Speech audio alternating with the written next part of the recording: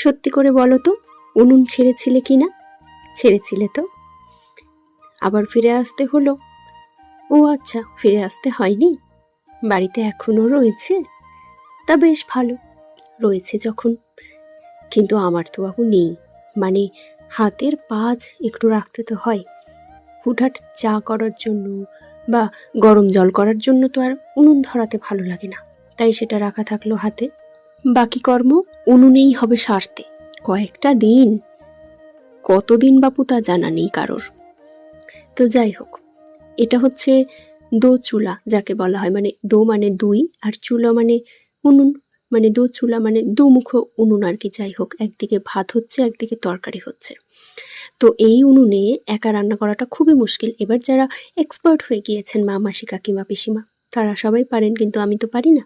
হয় আমি উনুনে হচ্ছে কাঠখড় পোড়াতেই থাকি, এদিকে আমার তরকারি পোড়া লেগে যায়, আবার তরকারি নাড়তেই থাকি, এদিকে উনুন নিভে যায়। তাই আমার হেল্পার হচ্ছে মা, বা আমি মায়ের হেল্পার, যাই হোক, দুজনই দুজনের হেল্পার। মা হচ্ছে উনুন সামলাচ্ছে, আমি হচ্ছে তরকারি সামলাচ্ছি, যেহেতু আমি একটু একটু রান্নাবান্না শিখেছি। একটু করে মা বলে দিচ্ছে, কিছুটা আমি করছি, ব্যাস। তো ছিল হচ্ছে কাঁচা আলু দিয়ে, টমেটো দিয়ে সয়াবিনের ঝোল। আর দিনটা যেহেতু বৃহস্পতিবার, মানে পুরোপুরি নিরামিষ, না রসুন না পেঁয়াজ, মাছ মাংস তো দূরেই থাকুক। তো নিরামিষের দিনে ডাল বা সয়াবিন বা ডাল বড়া এইসব, আর বাড়িতে যেমন সবজিও তেমন ছিল না, তো সেক্ষেত্রে সয়াবিনই সেরা। আর সয়াবিন খেতে আমাদের সবারই খুব ভালো লাগে, তাই অকালের বন্ধু ডাল বড়া যেমন, তেমন এই সয়াবিনও। তাই রেসিপি তেমন কিছুই নেই, সবই দেখা গেল একদম নর্মালভাবে।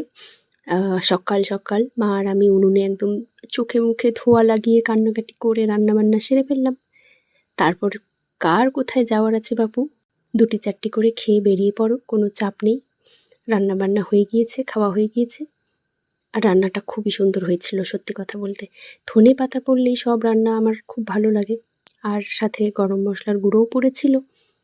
আর উনুনের রান্না সবসময়ই ভালো হয় গ্যাসের তুলনায়, এটা কিন্তু সত্যি কথা।